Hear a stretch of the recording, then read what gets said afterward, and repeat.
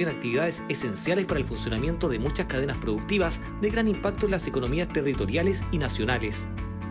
Un hito relevante en 2020 fue que el Grupo CAP entró en un proceso de definición de su estrategia para los próximos 10 años. Esta nueva estrategia estaría fundada en la estabilización y optimización de las operaciones para desarrollar nuevos proyectos en busca de un crecimiento sostenible mediante la transformación de recursos naturales como el hierro, acero, agua y la energía solar, y la integración de la cadena de valor completa con un alto nivel de industrialización, generando valor compartido con las comunidades y teniendo siempre a la vista los principios ASG. Ya en el año 2020, el Grupo CAP desarrolló varios proyectos de crecimiento asociados con la nueva estrategia corporativa sostenible, tales como la aprobación de inversiones de desarrollo de la fase 5 Norte en Minas El Romeral, en la región de Coquimbo, o la suscripción por parte de Huachipato de un contrato de suministro de energía renovable. La pandemia nos impuso desafíos inéditos como humanidad, a los que el Grupo CAP no ha estado ajeno.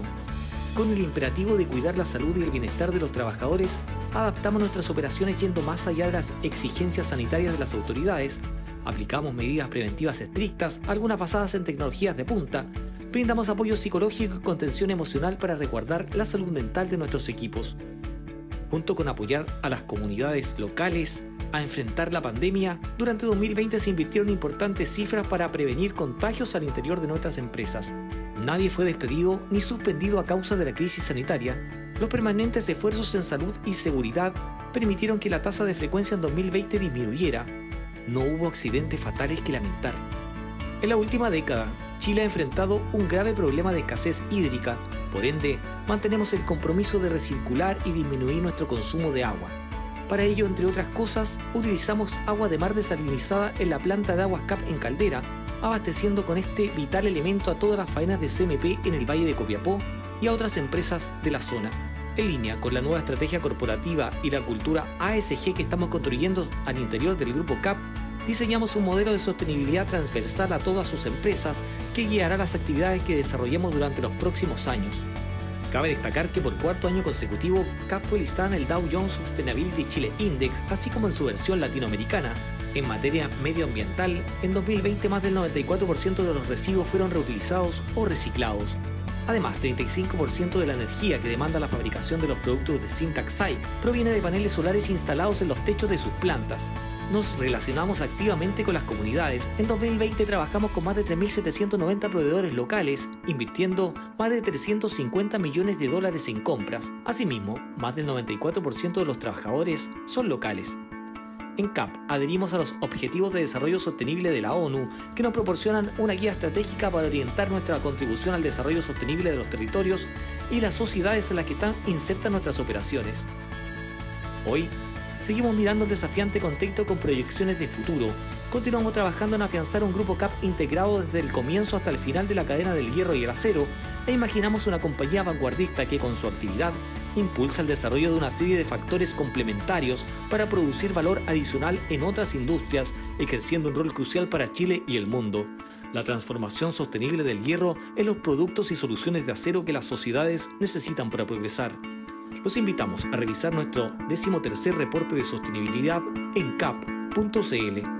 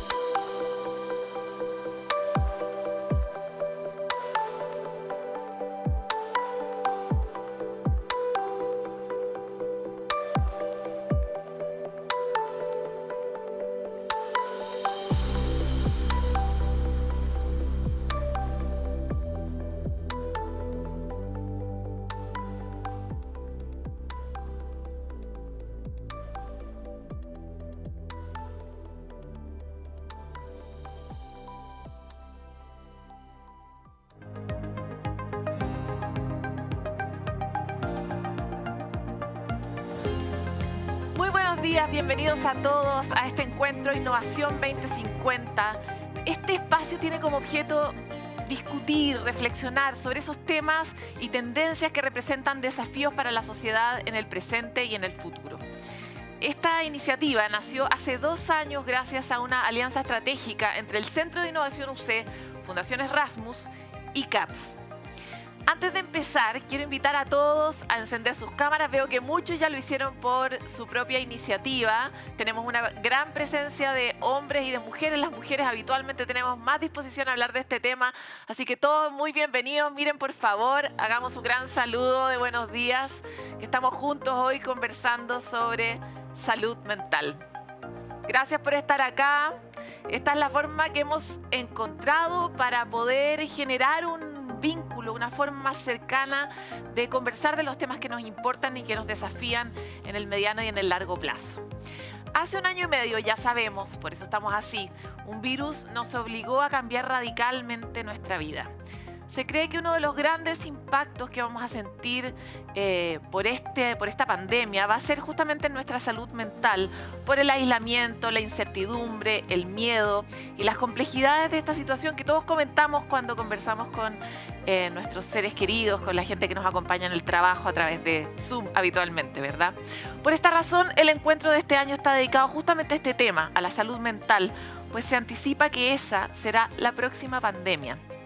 Queremos visibilizar el problema y también entregar herramientas para enfrentar este momento y vivirlo tal vez con un poco más de bienestar o manejando mejor las emociones con más herramientas.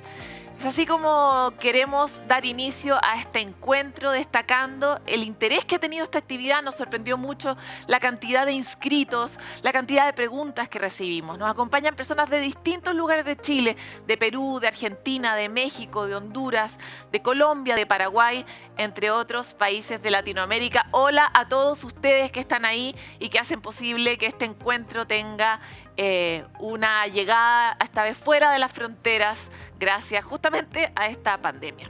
En estos momentos hay miles de conectados siguiendo nuestra transmisión. Nos acompañan muchas personas del mundo académico, del mundo empresarial, profesionales de la salud, de la educación, entre otros. Realmente nos emociona poder tener un público tan amplio y tan diverso como es también la sociedad y los desafíos que estamos enfrentando. Queremos agradecer a nuestros media partners, La Tercera, CNN Chile, Radio Bio Bio y El Mostrador, quienes van a estar transmitiendo este encuentro en sus sitios web y redes sociales y también en sus pantallas durante esta semana. Vamos a poder ver segmentos de esta presentación y volver a revisar gracias a todas esas alianzas. Para dar inicio a este encuentro quiero invitar al rector de la Pontificia Universidad Católica de Chile, señor Ignacio Sánchez, quien ha jugado un rol muy relevante y activo durante esta pandemia y nos va a saludar dando un contexto sobre el impacto de la salud mental. Rector, buenos días.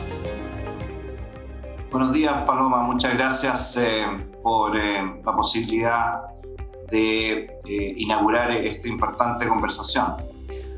Rector, estamos muy contentos de tenerlo y lo dejo para sus palabras de inicio. Muchas gracias. Es un agrado poder saludar a los y las asistentes y darles la bienvenida a este nuevo encuentro que organiza el Centro de Innovación UC Anacleto Angelini en conjunto con las fundaciones Erasmus y CAP. Saludo de manera muy especial al señor Juan Enrique Erasmus, presidente de Fundación Erasmus y miembro del directorio de CAP, gran colaborador en el proyecto Innovación 2050, en el que se enmarca el encuentro de hoy. Hoy vemos con preocupación como luego más de un año de vivir en pandemia, con restricciones sanitarias, confinamiento y pérdidas familiares, cómo la calidad de vida de las personas se ha visto afectada, manifestándose en un importante deterioro de la salud mental. Hace algunos meses, el Centro de Encuestas de Estudios Longitudinales de la Universidad Católica, en conjunto con la Asociación Chilena de Seguridad, presentaron el tercer estudio de salud mental UC-ACHS, un verdadero termómetro de la salud mental que nos mostró una radiografía de lo que está ocurriendo en nuestro país en este ámbito. Entre los principales hallazgos destaca que cerca de un tercio de los encuestados refieren síntomas o presencia de problemas de salud mental. Así también, cerca del 40% de las personas manifestó alteraciones del ánimo, sensación de agobio, trastornos del sueño, problemas de concentración en el trabajo, cansancio y también síntomas de depresión. Por otra parte, en un estudio que se realizó por Ipsos en 30 países, Chile ocupó un preocupante segundo lugar, con un 56% de los consultados que indicaron que su salud mental se ha visto afectada desde que se inició esta grave pandemia. Chile solo fue superado por Turquía con un 61%, luego Hungría, Italia y Brasil con un 53%. Conscientes de este grave problema que ha impactado de manera importante la calidad de vida de la población, el tema que nos convoca hoy se refiere precisamente a las consecuencias de esta pandemia en relación a la salud mental de las personas y cómo se puede enfrentar esta sintomatología. Como universidad comprometida con aportar a la comunidad en la que estamos insertos, tenemos la responsabilidad de informar sobre las últimas tendencias, en este caso sobre salud mental y bienestar, y entregar también herramientas que permitan a las personas hacer frente a la fatiga causada por esta pandemia. La Universidad Católica ha estado trabajando y aportando en este tema desde el inicio. En la mesa social COVID-19 participamos a través de la Escuela de Psicología y de Medicina en un trabajo conjunto con las universidades de Chile, Tarapacá, de la Frontera y el proyecto MIDAP, en la entrega de estrategias orientadas a reducir el impacto de la pandemia sobre la salud mental de la población. Así también se evalúan y elaboran guías de acompañamiento en el duelo. El gobierno implementó la plataforma Saludablemente como una herramienta de apoyo para quienes se sientan abrumados por la crisis sanitaria, social y económica. Plataforma que a la fecha ha recibido más de 180.000 consultas. Muestra esto de que los chilenos y chilenas han ido reconociendo cada vez más que necesitan ayuda son las consultas a través del sitio web del Hospital Digital, que mostraron un aumento del 600% en este periodo. Las principales consultas tienen relación con síntomas ansiosos, le siguen la ideación o intento de suicidio incluso, trastornos del ánimo y trastornos mentales severos en relación a la sintomatología de esta población. Resulta también evidente entonces que la salud mental es un tema necesario de abordar, pues es una situación con efectos inmediatos y también en el mediano y largo plazo. Es por eso también que la Universidad Católica, al interior de nuestra comunidad universitaria, estamos trabajando de manera activa en un proyecto de reencuentro, bienestar y salud mental en tiempos de pandemia, porque consideramos que al interior de nuestra comunidad es muy importante preocuparse de toda esta temática. La salud mental entonces impacta directamente en nuestra calidad de vida, en cómo nos relacionamos y en consecuencia en cómo construimos en conjunto una mejor comunidad y también un mejor país. Confío en que con este segundo encuentro de Innovación 2050 sumemos acciones tendientes a ayudar a la población a abordar de mejor forma los efectos de la pandemia en la salud mental. Muchas gracias. Agradecemos la palabra del señor Ignacio Sánchez. Aprovechamos también de agradecer el gran aporte que han hecho a este encuentro escuelas como la de Psicología, Medicina y Diseño de la Universidad Católica. A continuación, quiero dejar con ustedes al señor Juan Enrique Rasmus. Él es presidente de las Fundaciones Rasmus y miembro del directorio de CAP. Desde el mundo empresarial, él ha querido poner una alerta sobre el impacto que la pandemia está teniendo justamente en la salud mental de las personas y cómo podríamos tener mejores herramientas también para enfrentarlo. Juan Enrique, bienvenido. Paloma, buenos días, muchas gracias.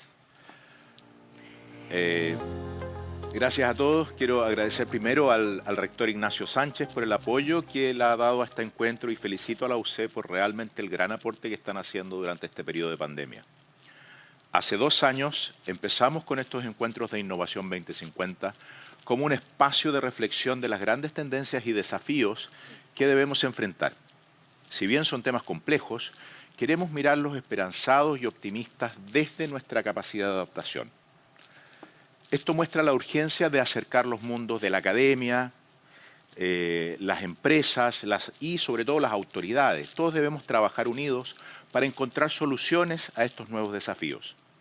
Este año hemos querido poner una luz sobre el tema de la salud mental, que como describía el rector, ya muestra un deterioro inquietante y ya sabemos que impactará a millones de personas.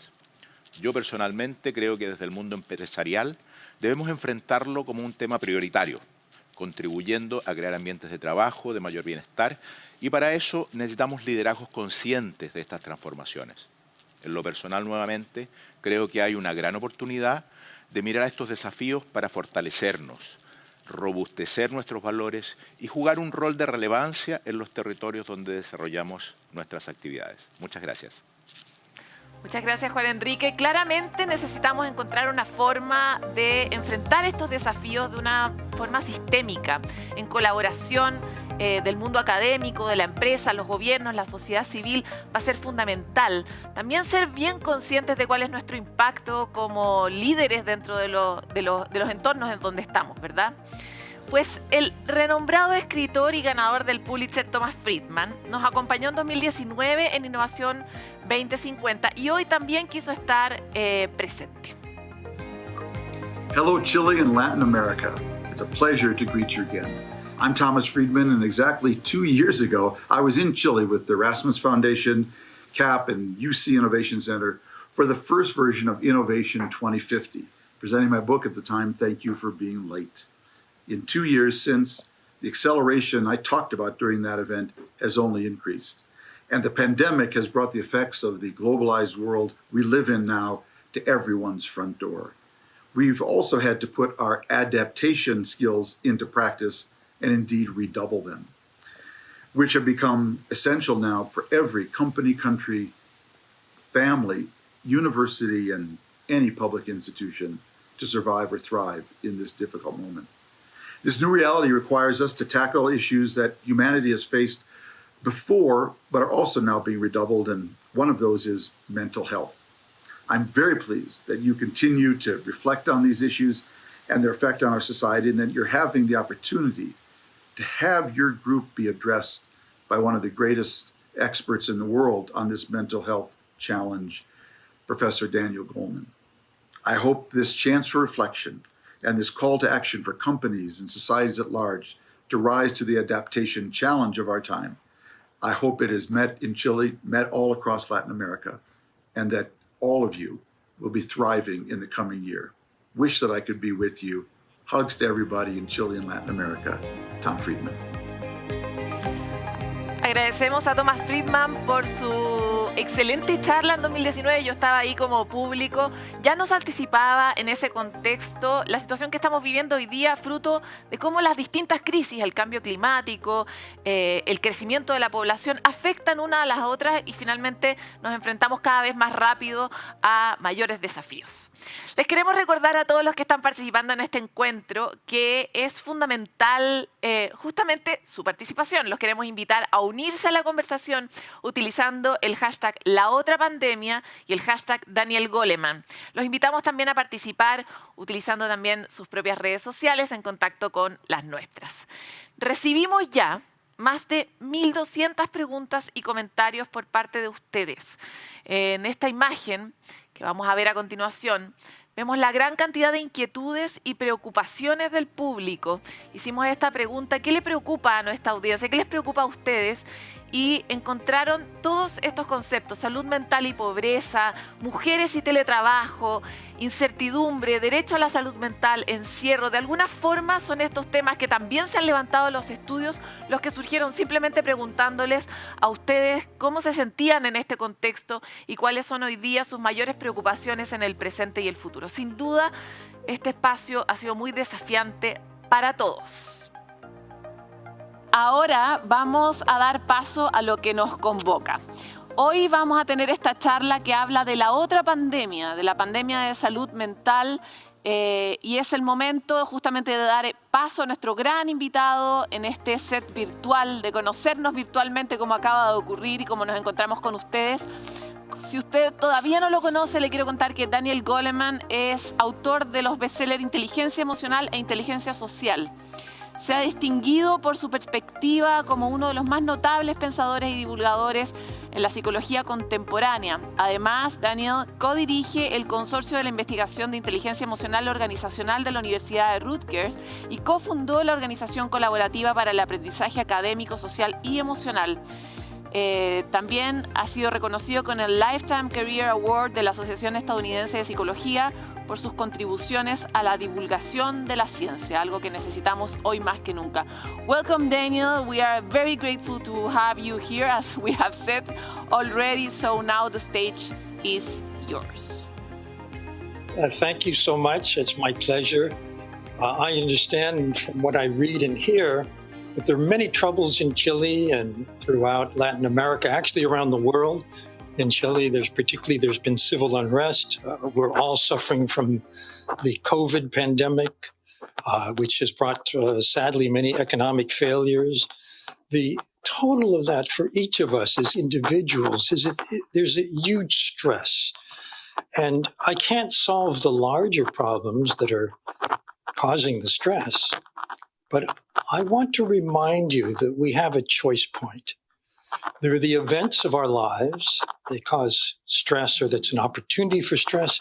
But then there's our reaction. And how we react is private. That's up to us. This is where we have a choice point to lower our stress. And that's what I would like to share with you today. I'm speaking both as a psychologist and as a science journalist. So let me start with this model of emotional intelligence. There are 4 parts. The first part is self-awareness, knowing what we're feeling, why we feel it, how it impacts how we can act, how we're thinking about things. Second part is self-management. Once we know how we feel, what do we do with those feelings? Are they disruptive feelings? Do they call our attention away from what's important to us right now? Can we manage those disruptive feelings? I'm going to talk a lot about how to do that. And then there's the positive side of self-management, staying optimistic, seeing the possibilities that are brighter for the future, keeping our eye on the goal despite whatever obstacles might arise, realizing that we and everyone around us can get better, can improve, can grow and develop. A growth mindset. Then there's empathy, tuning in to other people, how they feel, and then using all of that to have effective interactions. But it all starts with how we manage ourselves. So there are 3 different ways we can react. And one of them has to do with letting our emotions, our negative emotions, get out of control. There are 2 kinds of worry. One is where we think about what's helping us or what's hurting us, and we just keep thinking about it. That's the far right of that. If we could keep it on the screen for a moment more. There's the part of us that gets extremely upset and stays upset and keeps thinking about the same problem. There's another way of reacting, which is not caring, disengagement. This can lead to depression. But then there's us at our best, where we perform at our peak and our well-being is absolutely optimum. That's where we want to be, at the optimal state. So the question is, how can we go from particularly the high stress to the optimum? And I'd like to share with you some ways to do that. For one thing, it's important to understand what makes us anxious, what makes us depressed. It's not the events themselves, it's how we think about them. We may think, well, it's hopeless. There's nothing I can do about it. Or no one cares about me. These are the kinds of thoughts that keep coming back to us that will create our inner state of depression or anxiety. This is what's called rumination. It's a useless kind of worry because we keep coming up with the same problems, the same negativity, but we never find a solution. If we found a solution, we could drop it. We could do that thing. But if we only think about what makes us upset, then we continue to make ourselves more and more upset. So the first technique I want to share with you comes from what's called mindfulness-based cognitive therapy.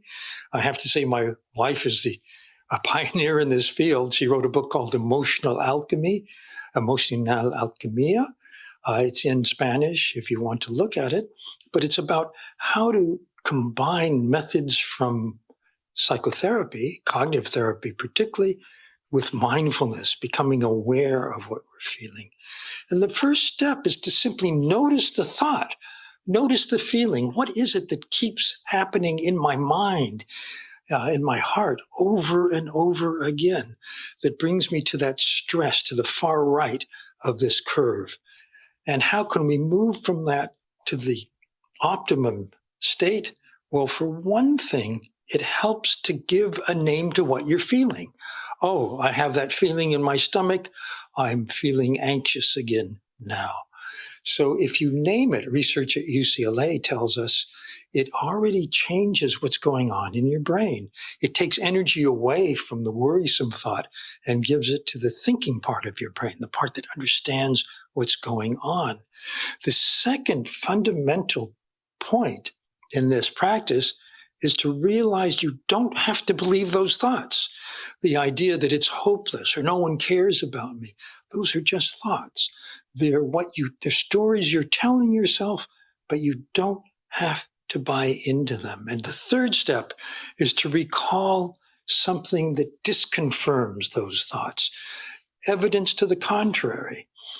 For example, good things have happened to me. Good things could happen to me. That's an antidote to the thought that it's hopeless.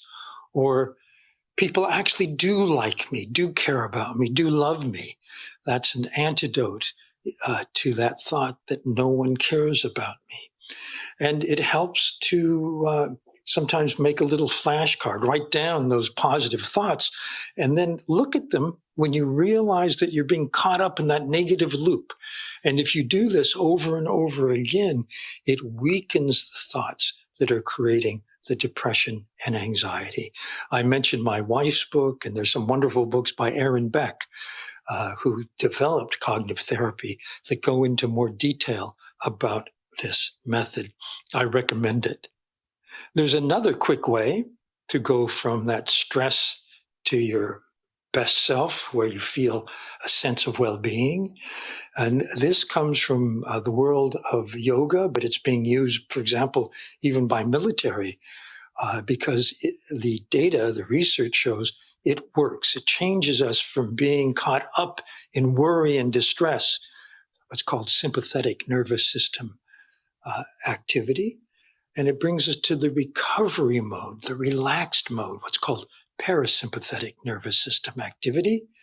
It's very simple, and I'll lead you through it.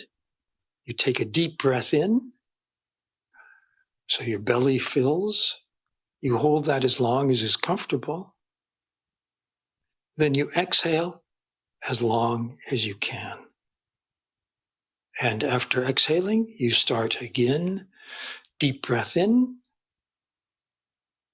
Hold it as long as you can. And then exhale very slowly. And if you do this 6 to 9 times, right on the spot, it changes your physiology. It changes the state of your body. You go from the stress state to a relaxed state. And I recommend trying it daily so that you can do it on the spot when you need it the most. And there's a third exercise I'd like to share with you. This is called mindfulness of the breath. It's something that's been very well studied. I just finished writing a book called about the science of meditation, the scientific findings.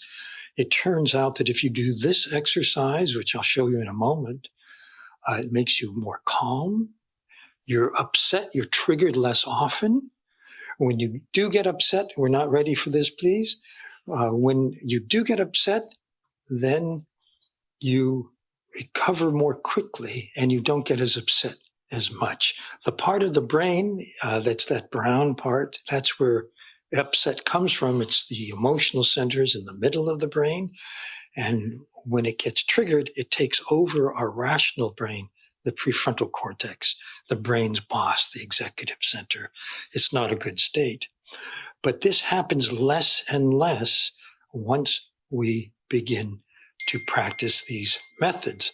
So it also helps us focus better. We can make better decisions. We can think more clearly. And this means, for example, that if you're a student, you'll do better on your exams. You can learn better. Or if you're busy at work and you're multitasking, when you're doing something very important, your concentration starts up here, but then it gets lower and lower as we get distracted and start doing other things. So that means that when we go back to that task, it takes us a while to get focused again, unless we did the exercise I'm about to show you. It's very simple. It helps to sit up straight but not tense, and to close your eyes if you're comfortable, and bring your awareness to your breath.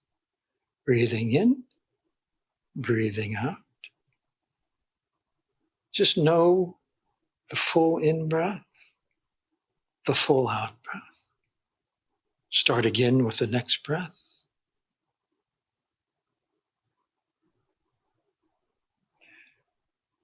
Be fully aware of the sensation of breathing.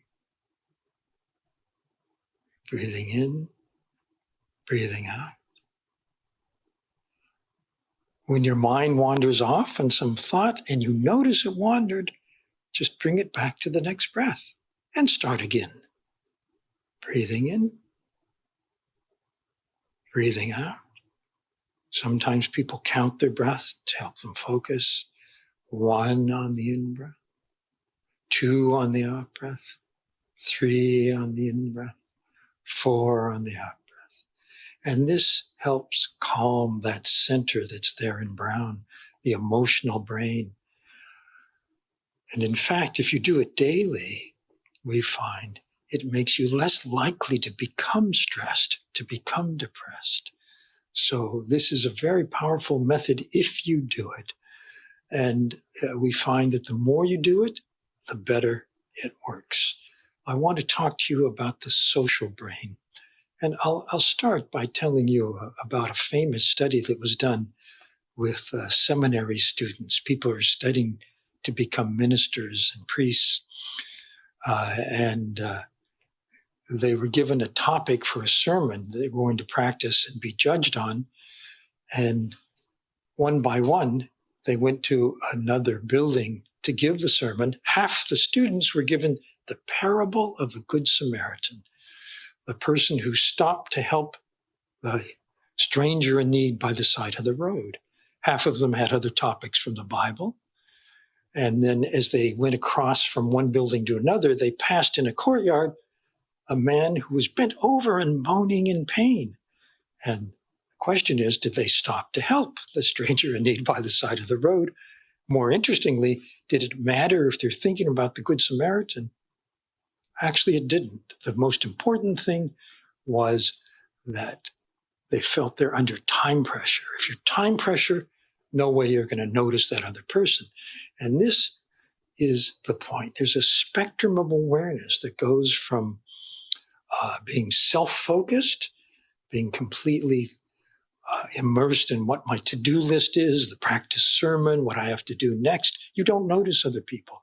But then you might notice, you might tune in, you might empathize, you might see that person needs help, and then you might act compassionately.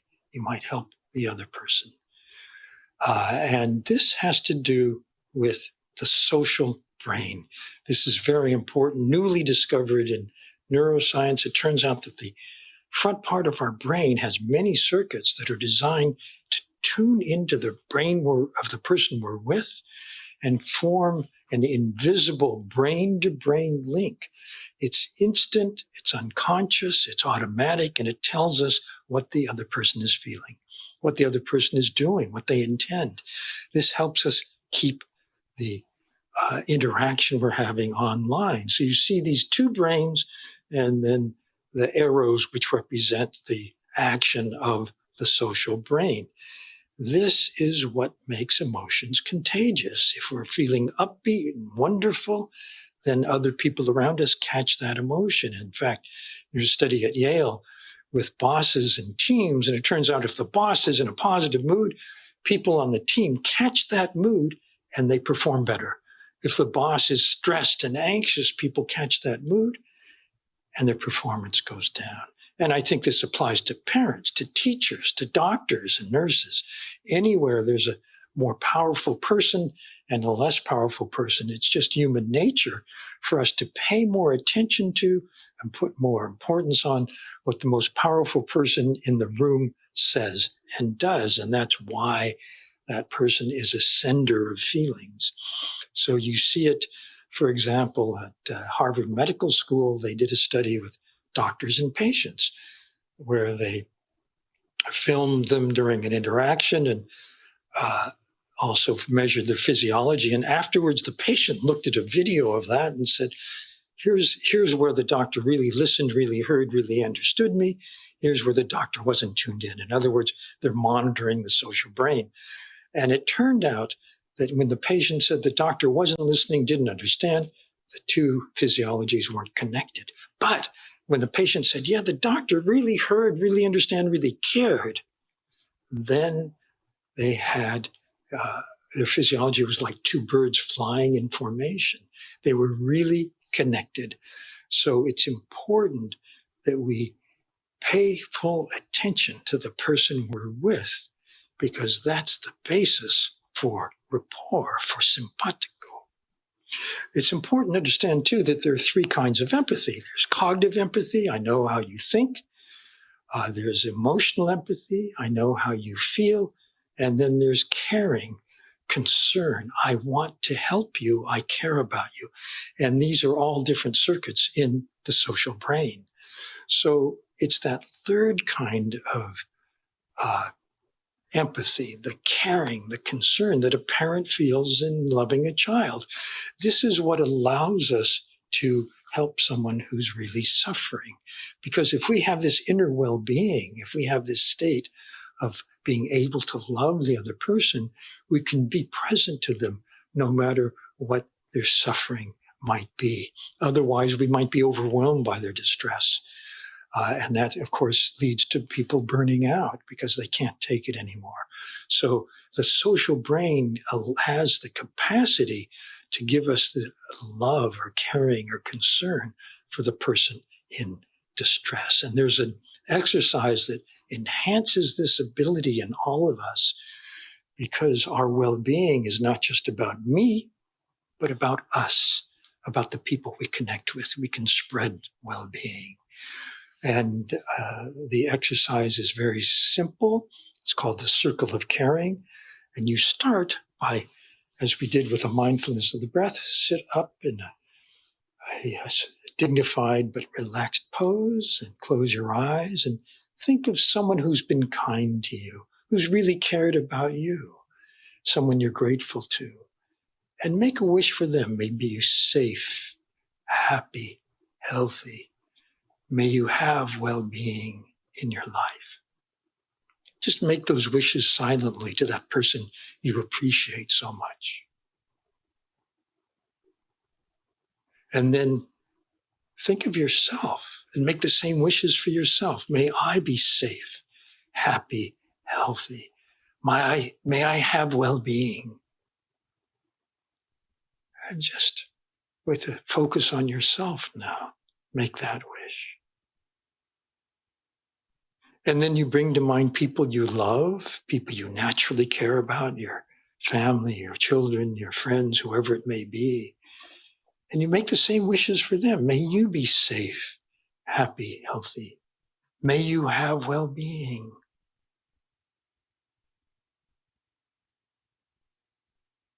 And then you broaden the circle to include just acquaintances, people you run into but don't really know, but strangers even.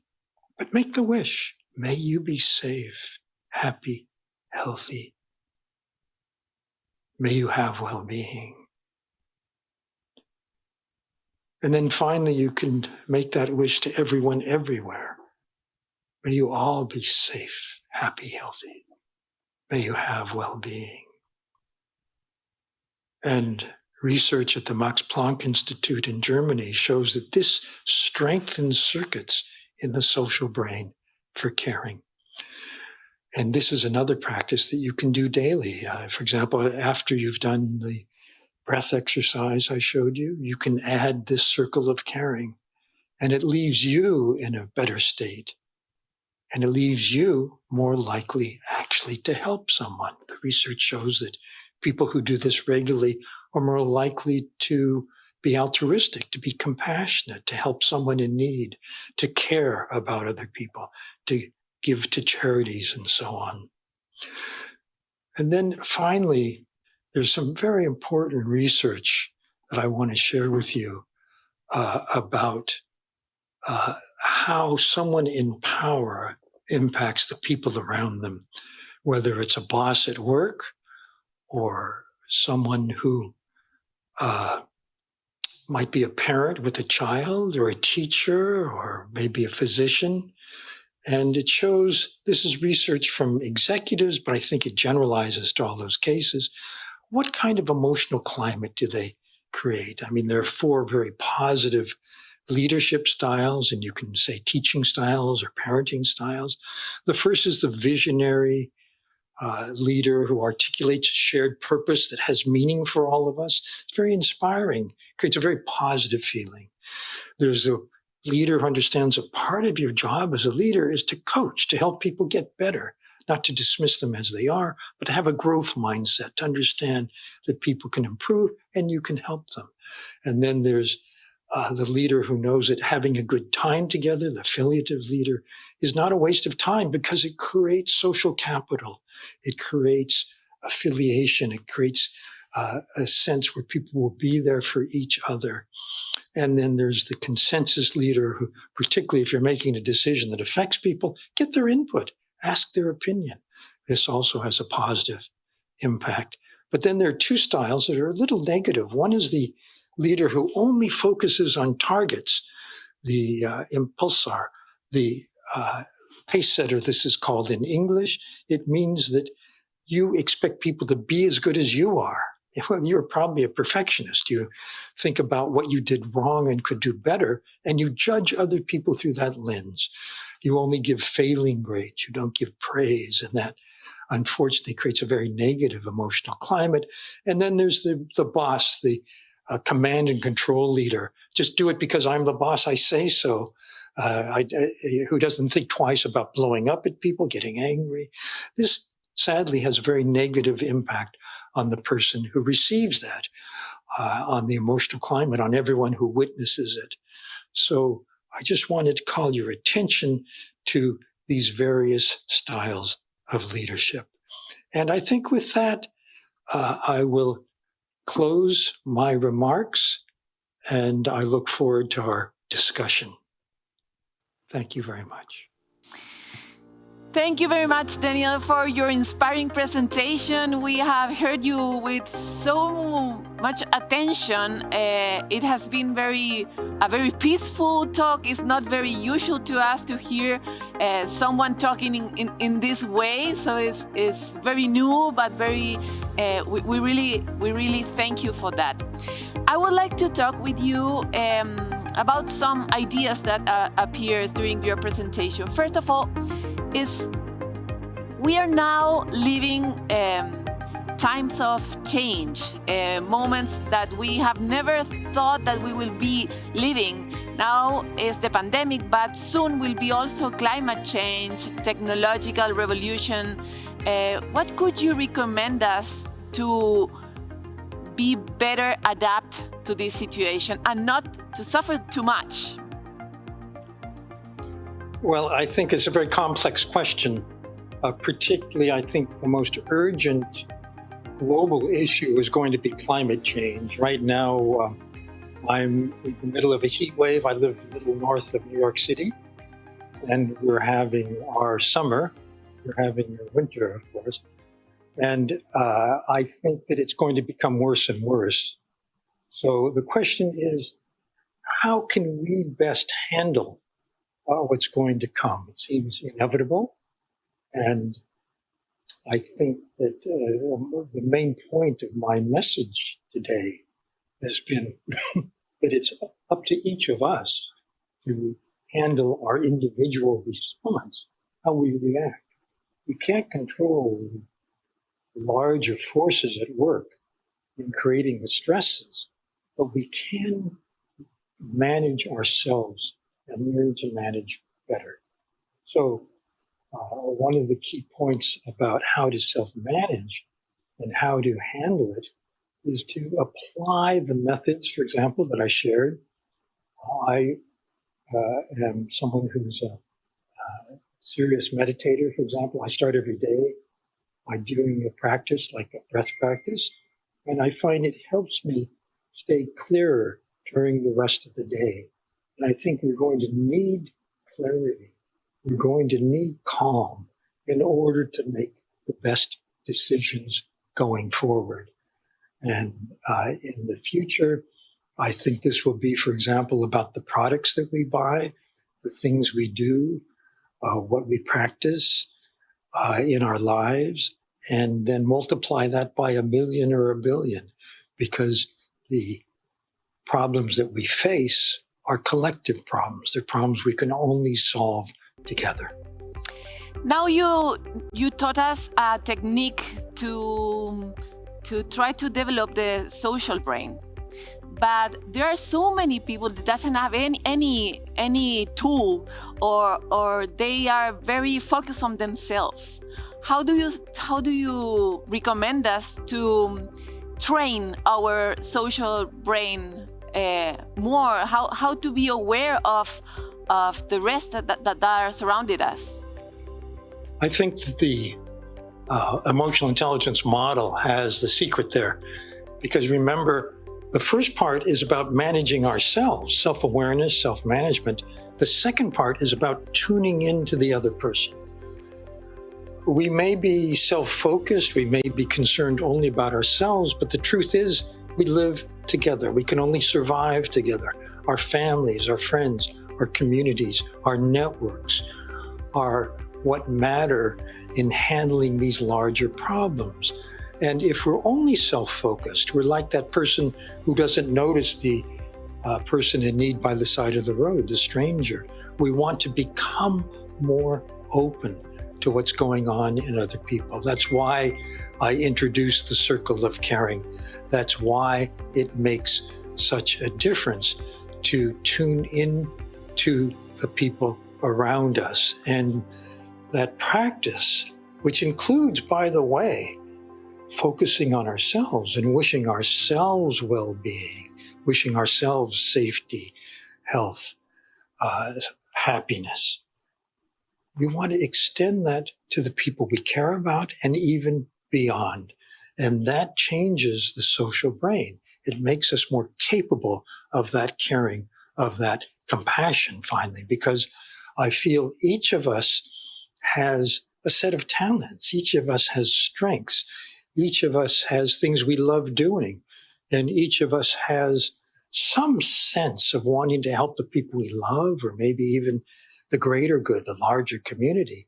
If we can align those three things, what I'm good at, what I like doing, what I love doing even, and helping myself, helping others, then that creates in each of us a sense of well-being, a sense of satisfaction about the actions we take.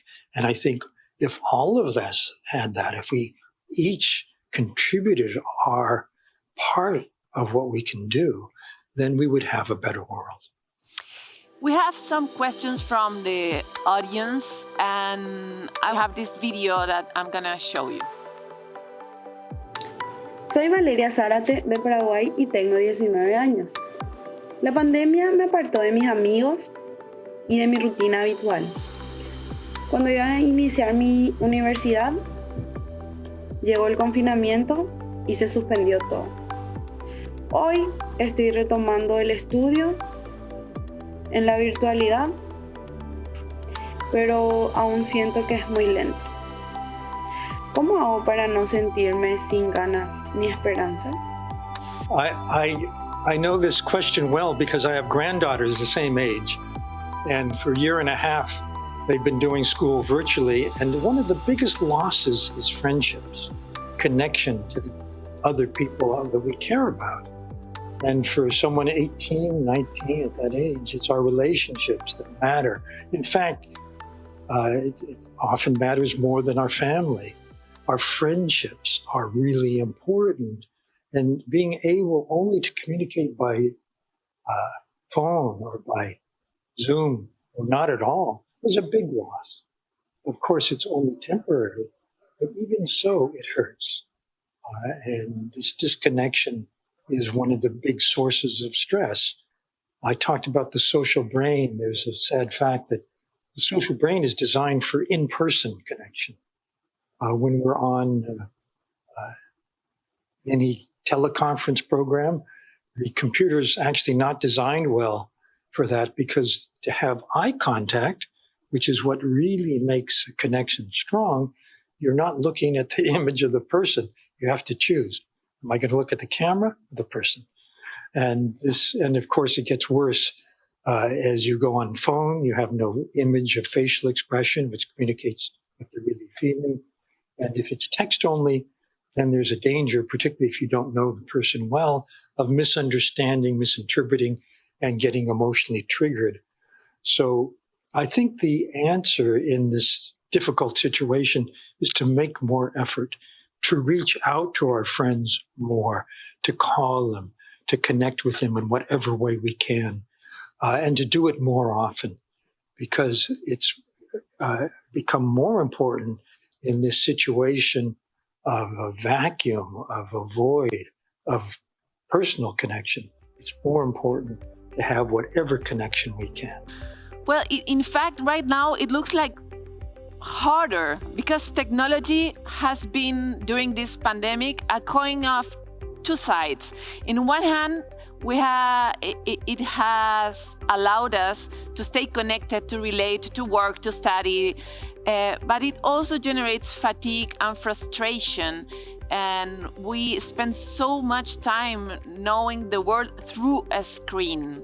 So what's the balance point, and how can we cultivate kindness through a screen, throughout the screen? Yeah, and I think it starts with cultivating kindness for ourselves, our own well-being, taking time between Zoom calls or whatever screen you're facing to restore yourself, whatever that may be. Being with your favorite pet, being with a child, remembering your breath, coming back to the present. These are restorative things that you can do. And if you restore yourself, then you're more able to be present in a positive way for the other person, whether it's by technology or actually in person. Who you are depends on your internal state. What you're able to give depends on that too. So your own well-being helps you foster the well-being in other people. Why should someone that hasn't known yet the good part of being kind, and he has or she only learn how to fight or how to defend himself or herself from the world? How can you take that and put it on the trash and rebuild yourself? How can you do that? It looks like a huge thing, no? Yeah, it's a very difficult challenge that you're talking about, but there is a way, and it has to do with trust. If the person who has been so defensive that they've been on the offense, they've been fighting their way through life, develops a relationship with someone who they really can depend on, who really cares about them, who they can trust, that's the start of their building a more positive way of relating to the world. Sometimes this comes from a religious experience. Sometimes it comes from a reparative relationship, being with a partner who cares about you, who you don't have to be defensive with, who you don't have to fight. This helps teach a person how to connect in a good way with other people. But I think you're right. I think that particular challenge means it takes a longer time. It's a bigger, longer road that someone has to travel in order to get there. But it's doable. Now I have another question. He's a teacher, and I'm going to show you the question, and then we continue this conversation.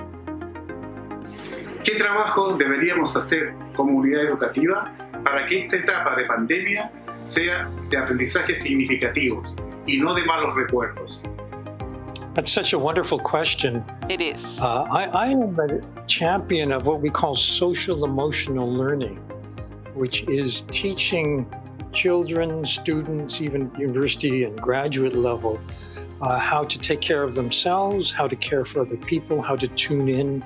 And it's added on to the standard academic curriculum, doesn't really take much time away, but it makes sure that people continue to develop as a person, not just accumulating knowledge through school. And I think during this pandemic, during this virtual education, it's particularly important to have these lessons continue so that we build stronger strengths in how to be a positive person, how to be a calmer person, how to be a caring person, how to be kinder. So I think we need to pay attention to this dimension of human development, even under the pandemic and the lockdown and virtual education that's going on. I think it becomes even more important to help students and help each of us strengthen this part of our inner resource. Yeah, maybe it's time to teach those values that we lost in the past, no? Like kindness and all the things that you are saying. What recommendation would you make to teachers who are very demanding and stressed to better handle the situation on a personal level, but also to be greater contribution to their students? Well, I think you're talking about teacher stress, which is a real factor. It's not easy to teach virtually when you've been used to teaching face-to-face in the classroom. So it's an added difficulty to think, how can I give the same lesson online, for example? Sure. So I think that teachers particularly, or professors, would do well to add to their daily routine some way to manage their stress, a self-management strategy that helps them stay more calm while they're dealing with this enhanced intellectual demand for teaching online. So I recommend the methods that I shared. They do work. There's a lot of science behind them. And use them daily. And the more you can do it, the better off you'll be, no matter what your challenge is. And by the way, this goes way beyond the challenge of teachers. I think all of us are challenged today.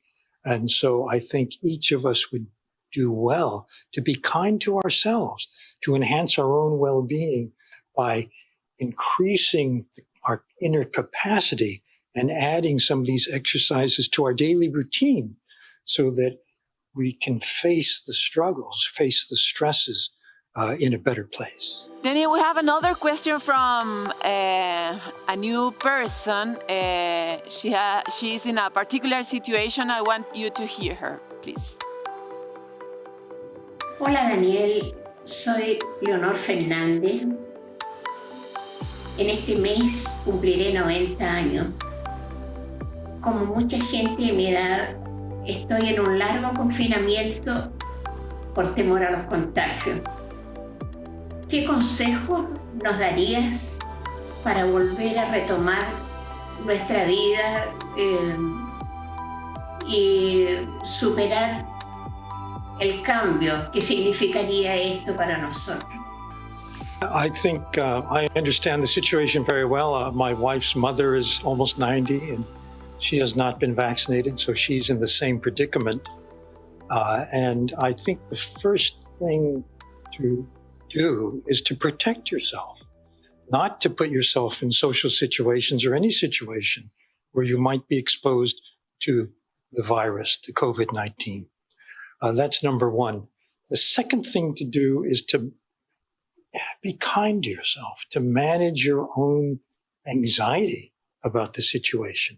There is, of course, a realistic fear of becoming sick and getting the virus, but then there are fears on top of the fear, and it's those extra fears that you want to minimize.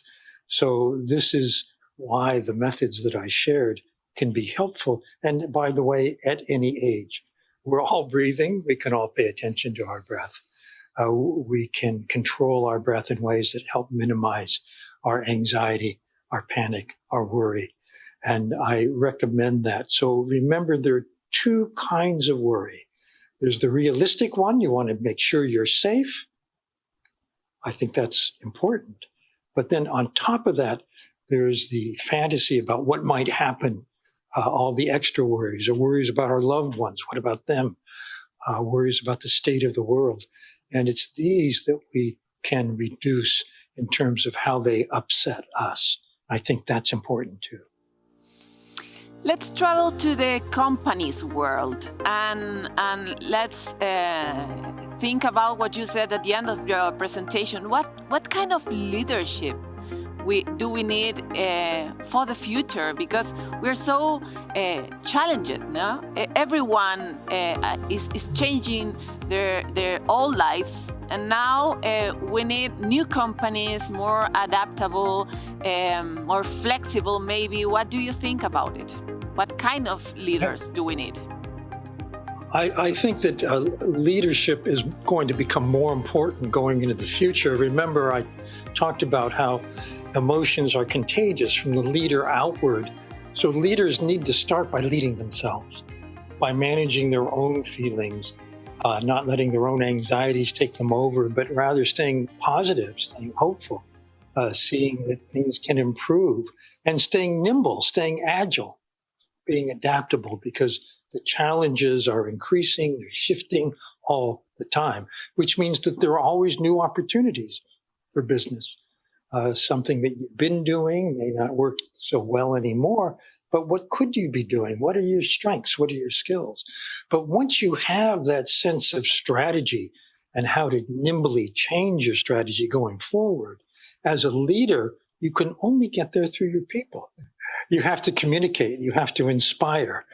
You have to tell people what the possibilities are going into the future. So it means that a leader needs to stay positive and communicate that positivity. There's another thing leaders can do, and that is to articulate a shared mission that is inspiring to other people, a sense of purpose, a sense of meaning. And by the way, this will be more and more important in the future.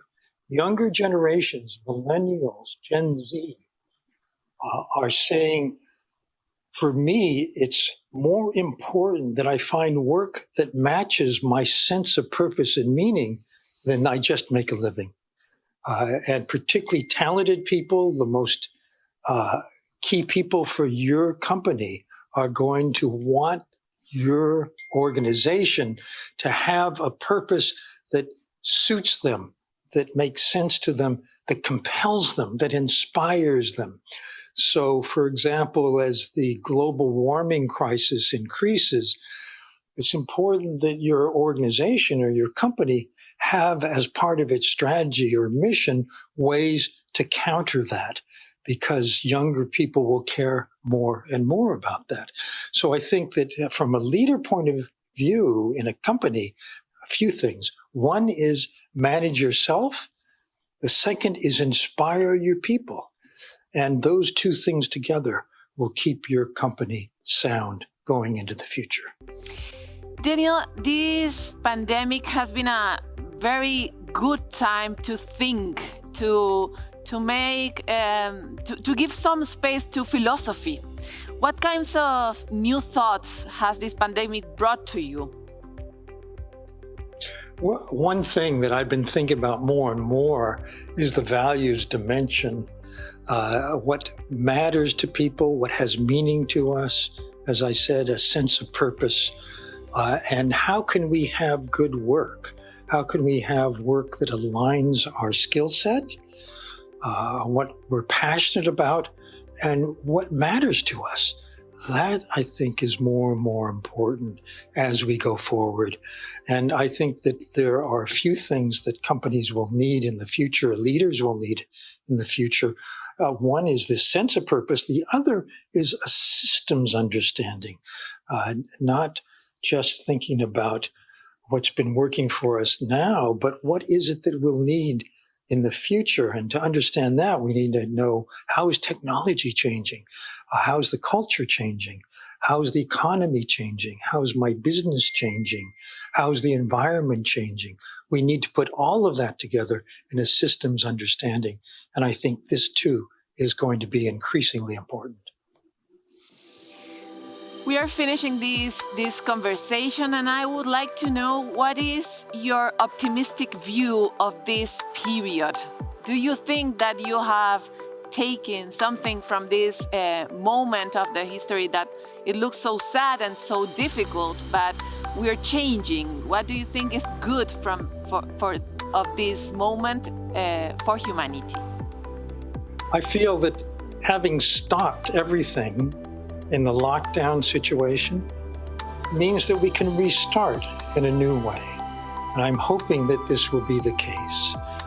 My optimism, which I have to say is something that I tend to go for rather than pessimism, my optimistic outlook is that when we start again, we'll rethink what's important, we'll rethink what matters, we'll rethink what is for the greater good, not just for myself.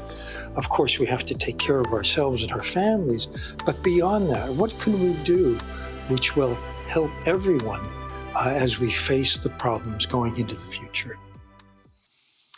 Thank you very much, Daniel. I wish for you a good life to be here, for you, for your family, and for all the people that I don't know but is surrounding you. I hope you have a great life. Thank you so much. I'm happy to say that I'm in a lucky situation, but I wish that for everyone. And I wish we all had that. Agradecemos a Daniel Goleman por el tiempo que ha compartido con nosotros y las valiosas herramientas que nos deja para lograr tal vez un mayor bienestar desde la realidad y las posibilidades que cada uno tiene, ¿verdad? Sin olvidar que hoy más que nunca necesitamos conversar de salud mental para resolver problemas en conjunto, recurriendo al diálogo, a la empatía y a la compasión, valores que, como la amabilidad que comentábamos, han quedado tan atrás, ¿verdad? Tenemos que agradecer a todos ustedes que han estado ahí, por toda la participación que han tenido, por los comentarios a través de las redes sociales, de cómo nos han acompañado a través del país y del mundo de Latinoamérica. Todos ustedes que están ahí, muchas gracias. A ustedes también les deseamos que tengan una linda vida, que estén sanos y que tengan bienestar y logren aprender tal vez de esta charla lo que hemos aprendido nosotros. Ojalá haya sido bueno para ustedes. Les quiero decir gracias a todos. Chao, chao u hola a los que quieran saludar. Muchas gracias por estar con nosotros virtualmente. Tenemos que encontrar nuevas maneras de conectarnos, de secretar endorfinas, de sentirnos y querernos, aunque sea de forma virtual, ¿verdad? Con esta imagen hermosa de todos juntos, queremos empezar a despedir este evento. Este contenido va a ser emitido por CNN Chile y va a quedar disponible en el canal de YouTube del Centro de Innovación de la Universidad Católica. Nos vamos a quedar ahora con una de las reflexiones que nos trajo Daniel Goleman y queremos compartir con ustedes. Y dice: cuando empecemos de nuevo, repensemos lo que es importante para todos mientras enfrentamos los problemas avanzando hacia el futuro. No vamos a tener una pausa definitiva que nos permita hacer un nuevo plan. Esta pausa, esta forma de encontrarnos es lo que nos permite imaginar tal vez con otro tempo, con otra reflexividad, un futuro diferente para nosotros. Pero los cambios van a seguir viniendo, como dijo en Innovación 2050, en la charla anterior, Thomas Friedman, ¿verdad?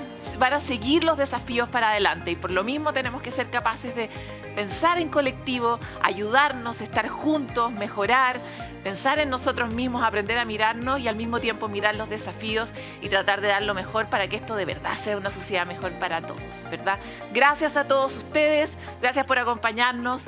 Nos encontramos más adelante, ojalá en otra Innovación 2050, para que ojalá en el 2050 estemos cada vez mejor. Gracias a todos. Chao, chao. Que les vaya bien.